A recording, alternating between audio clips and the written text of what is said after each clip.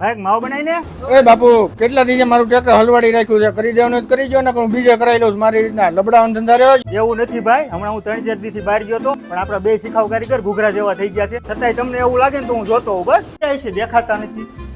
ઓય આ શું કરો છો તમે? મારી માથે માછલા ધોયા, ઓલો ખારો થાય છે. બુદ્ધિ વગર ના કઈ ખબર પડે છે કે નહીં? તમારા ભરોસે એક તો ટ્રેક્ટર મૂકીને ગયો, આ શું આદરી છે તમે? તમારા બધા સીધેલા કામ કરી છે અમે, ક્યારેક અમે થાકી ગયા હોય, મનોરંજન કરવા બેઠા હો, ત્યાં તમે આવીને અમારી ઉપર ખરા થાવ છો. મનોરંજન ની ક્યાં કરો છો? ઓલો મારી માથે ખારો થાય છે, ઉપર લેવો હોય ત્યારે ભિખારીને જેમ લાવો છો. બુદ્ધિ વગર ના હરામ ના પગાર જ ખાવશો. ન કરો એ શીખવાડ્યું નતું, ખબર છે ને? મેં શીખવાડ્યું.